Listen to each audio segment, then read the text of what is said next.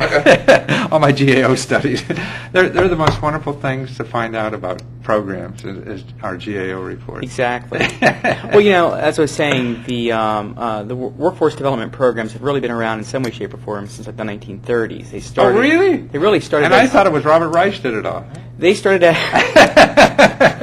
actually started as part of Roosevelt's War on Poverty, and there was a series of like what they used to call like Manpower Acts. They didn't really come to a formalized type of legislation until the 1950s, 1957 or so. They came up with the I mean, well, we had the work.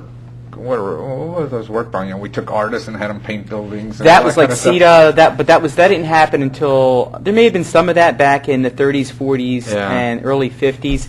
But from a legislative standpoint, they didn't come together in like an act until or during the Korean War, when when people were leaving and unemployment went up a little bit and started spiking again. The Korean War was over. Right.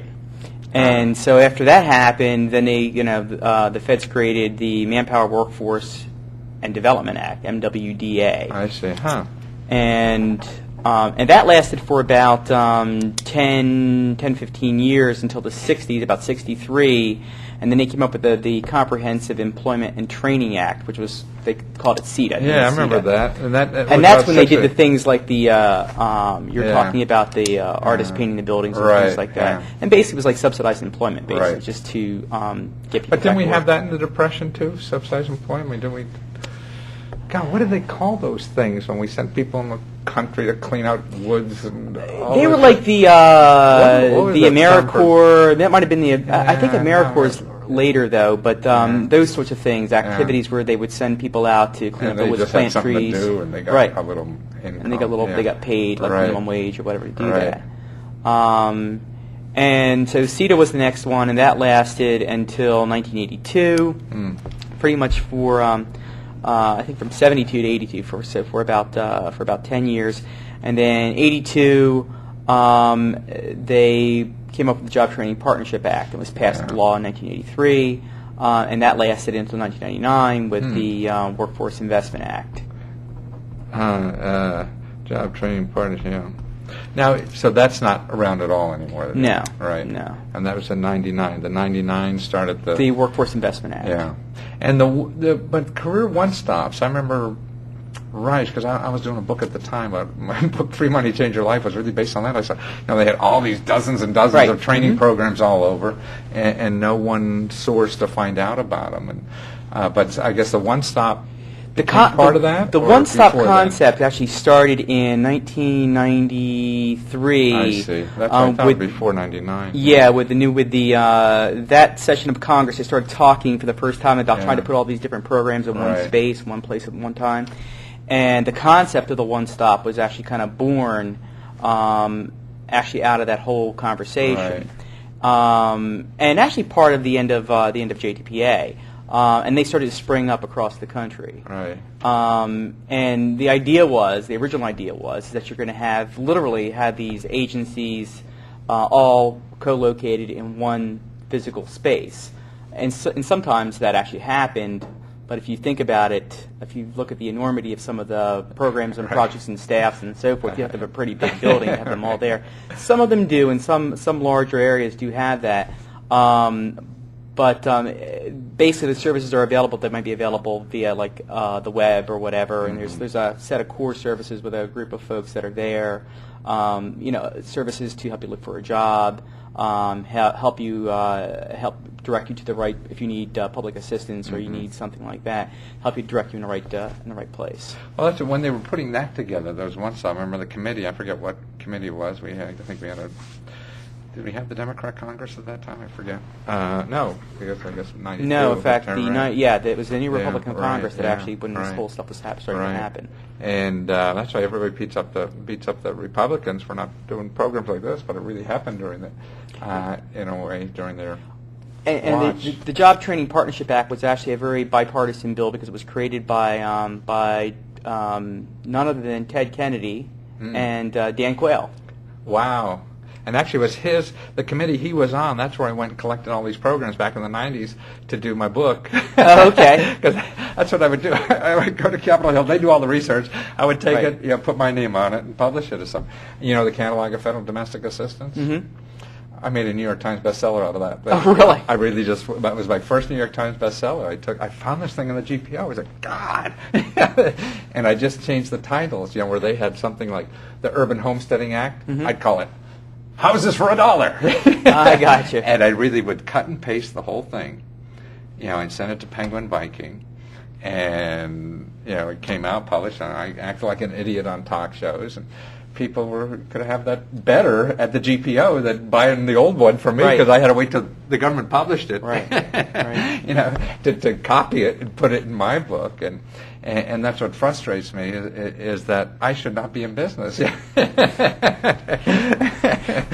government should be doing that. Well, that's the thing is that I guess the problem with workforce programs and a lot of these programs, a lot of the federal programs that you see is they don't allow marketing as part of the it's not allowable cost. Right. So they kind of get created, but they're never promoted to the extent that if you had a for-profit program where you're going to earn income on it, you'd promote the heck out of it. Half my money goes to marketing. Right, exactly. Now I guess it's tough if you have a program that says, well, we're giving away, what is it, like $2.5 billion or something in training money? Right. Something like that. But we need another $1 billion to advertise. We're giving away the $2. Right, exactly. And that's a tough sell on the Hill. Yeah. Right, exactly. And so that's what I see it as sort of... they don't, so people don't hear about it. And then it's the misinformation. And that's why it's great to have someone like you, because I'll interpret things and try to get people's attention. And it may or may not be the true reality everywhere. And particularly hucksters like me, I mean, see, we could always find one case, that's what infomercials are. Right. I mean, it's like your annual report. You find, well, or this State of the Union, they have somebody in the audience who was, got something by some program, and that's one person. Right, and we think that's the way it is everywhere. Exactly, right. And it's not. It's all different. But I feel my mission is just get people excited about investigating, and that causes problems, I know, on your end, because you have these calls. Well, Lesko said that, And I saw this here, and they said that I can get, and I want my, Yeah, and that's why, to me, on the web now, boy, see, people can see the bureaucrat in charge of the program. This is what it is. Do that. And that's why I like this technology. I mean, I could never afford to have, on a TV show, and it's too expensive. That's why the technology now is going to bring it all the people so much better, than it was in the past. Sure. And that's what's exciting to me. And if I could get my streaming video to work, we do this live, just online, and people could see, an interview with someone like you giving this information. And no matter what I say about it, the reality is the reality. Right. And I know from your side, you have a whole lot more constraints you got to work with. That's one thing. What's the one ever-present constant with federal funds is that they have a very definite guidelines to how you can spend them and how you can use them. And that's other thing, to humanize. What I want to do also is humanize our government. Right. Because everybody in the government is some lazy, shiftless bureaucrat, with their feet on the desk, Right. And they think that like the Maytag repairman, they're all like that. There's some offices like that, right. And I'll find you just as many in business that are like that. Right. Yeah. Exactly. So it's a function of large organizations, and that's why I'm trying to, if we could train people how to deal with large organizations, I think that's the key. Whether, don't try and get Verizon on the phone and get a problem solved. I hear you. Or your cable company. Exactly. Cable company is no easy job either. So tell me, what if we frame it maybe like your mother-in-law, you have 12 years in this business. That's wonderful. It's actually 17. 17, wow. And so 17 years, see? It's a good job. And that's it's the only job probably not has a pension anymore. Not at the same job, no, actually not. But, really? Because, you switch from... Yeah, because I've been, the way that it's set up nationally is that these programs can be housed with local governments. They can be housed with chambers of commerce. generally speaking, they're housed within, for the general public to access in somehow, some way, shape, or form connected with the local county government or the local municipal government. And that's, you'll usually see like an office of manpower, an office of workforce. Some people used to call it the unemployment office, which, is a misnomer nowadays. But, specifically, that's where you can usually access those programs. They're formed around what the feds call a workforce investment board, and there's about 600 of those nationally. Wow. And like I said, they're in different forms. In some places, it's a 501c3. That's like a quasi-governmental 501c3 that works with its local... But it's all federally funded? It's all federally funded. Now, the other thing is, too, is that depending on where it's located and depending upon the nature of the entity, the actual legitimate entity that actually holds those funds, there could be other resources that are available. If it's a 501c3, for example, it may have more resources that are related to getting someone reemployed or getting someone trained than just the federal funds. In fact, if they're smart, that's what they would do. No, I was reading some of these GAO studies on it, and they said that they could go out and raise their own money. Some of them can, if they're 501c3. Or even charge for their services. If they're a 501c3, absolutely. Yeah, right. That's amazing to me. Government entities have a little bit of a hard time charging usually because it's as far as the funds they bring back in, it's difficult to actually capture that and to actually utilize that again. But the 501c3s and some like local county government entities can do that, and they have the infrastructure in place to do it. So now, you're at the state office. Right. So are you over all these, dozens or whatever they are in the state of Maryland? There's 12 workforce investment boards in the state of Maryland. Yes, we are responsible for the administration of their programs. So even though they may be nonprofits and everything at the local level, they all go through the state. The federal funds do. The federal state. Oh, so you distribute. Well, so you so got we their distribute. attention. We distribute the federal funds. Yeah, we're kind of like their. We're their grantor basically. Right. I see. For the federal fund piece of it. Now, obviously, a lot of them have. Before I came to the state, I was actually the CEO of a nonprofit, and I had the federal funds, but I had probably an equal or greater amount of non-federal funds or local county government funds. To do different types of workforce programs that kind of added value to the federal ones. Like, for instance, what would be? I'll give you a good example. If someone gets laid off because the company they work for picks up and moves out, okay, part of the funds that we have for just the people that lose their job like that enables us to do outplacement for those companies and help to reconnect those folks with other jobs. I see. Federal funds don't permit the activity of the outplacement and connecting them with other employment, but one of the things that we actually picked up as a local county entity and a 501c3 was a health care. They have COBRA in this state, which is like basically a program for when people lose their job to pay for their health insurance. The piece we picked up was in addition to that, so it actually, COBRA is not the greatest in the world as far as the amount of money that you get. This other piece was like a local county program that actually enabled the individual to receive more funds. So you helped pay for the health care while they were looking for a job? That program did, right? Not from the federal, but from your state? From the county. County Level, and we helped them connect to that. Right. Wow, that's amazing. So that's where people get to me. Well, but all government programs are this, and you can't. They're different everywhere. So you have a local county government at what used to be called the unemployment office. Right. That would actually, if you lose a job, they help you pay for your health care. Right. Yeah. So who would ever think? Right. Yeah. And the hard thing about it is that that's not available everywhere. Right, that was available in that exactly. county at that point in time. But the best thing, I think, for people to do is ask. Absolutely. And inquire. That's why people want to come to me and say, well, where's the one program that's going to solve their problem? I don't know. And what I see, every time I go after something, I find 10 other things I never knew what to ask for. Never knew they existed, right.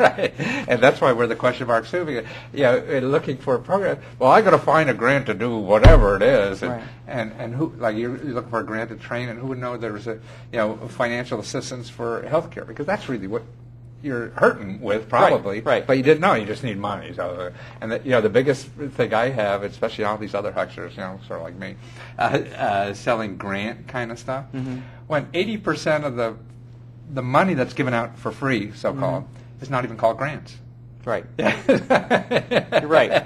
So I called up you trying to pay my health care bill, asking for a grant. We don't have it. Whatever. We don't have a grant. Right. We have a direct payment or something. Yeah, you have a program you can enroll in, and if you're eligible, then right, you can receive it. Right. Yeah. So it is. That's why a little bit of information is so dangerous. And as you're saying, just get out there and try. Just get out there and look, and and if you go and I've been around to different states and have talked to other entities, other similar local entities and state entities that do workforce development, and I learn something new every time I talk to a new state. It's like, you guys can do what? And like one state has a project has its workforce programs are housed in its in that state's chambers of commerce, because that was a decision that state made. Right. And that kind of brings with it a whole other slew of like business programs for someone who wants to start like entrepreneurial type of training, entrepreneurial business, reimbursement for if you so much money to start your own business, to for startup costs and things like that. So I mean, who would have thought? Right. I'm out of work and now I could go to a government office that will help me finance a business, right? Mm-hmm. You're saying this was a labor program and help you live through that, because because then you could use your unemployment money as to live on, right, in addition to the startup cost. Right. So it's really everybody's looking for that kind of venture capital, so they don't have to worry about it, and the government's doing it. Yeah. Another good point to mention too is like veterans, for example. Yes. Depending upon who you are and what your background is, veterans, for example, have access to a whole slew of different opportunities. They have there's a special program within the Veterans Administration. It's kind of tied with the U.S. Department of Labor that actually helps fund former vets to start their own business. Wow. So that's I'm taking notes here. But it's run through one-stops? It's run through one-stops. And that's and it's run through something, huh? Right? And it's something called there's a national entity called the VWIB. You're familiar with WIBs, the Workforce Investment Boards? Well, the VWIBs are the Veterans Workforce Investment Boards. And there's a national Veterans Workforce. I see. Yeah. I remember. I give speeches over at the hospital, Walter Reed, and people shot up and getting out, and most people only know about, in the military, about the veterans, right, and the Department of Defense programs, whatever they have, and my thing is that, boy, who should be first in line for all the other programs? Yeah, right, except these people who were absolutely, and trying to educate them about, just don't leave vets and Department of Defense. You want to buy a house, you go somewhere else, or training programs that are non-vets they're still eligible for. Everybody thinks they have to find a program with their name on it, and most of them have nobody's name on it. They don't. Right. And if you like I said, the more you ask about them, the more you'll learn. Yes. Like for the vets, that same another counterpart or another component of that program is also they'll provide you with space. Space, and really? they'll have they have locations that buildings that they rent out that they own, and they'll help somebody start up their own. So these incubator kind of stuff. Incubator, it's like a business incubator. Exactly. Right. Now that's, I mean, what a country. Yeah. But it takes effort, I guess, the whole thing about that. What do you think is the biggest? I mean, you've been in business, 17 years. The biggest misconception people have about, unemployment programs, if you put a big general. Probably that there's too many strings attached. Which there's strings attached, there are. But the biggest piece is going in and doing your research, doing your homework, and finding out what's out there, and then taking advantage of it. Right. We were talking a few minutes ago about larger companies and startup companies. Right. They do their homework. Right.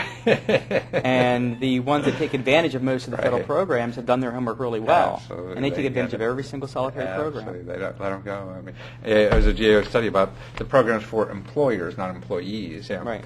And it's like 80% of the businesses by big companies, not little companies. Right.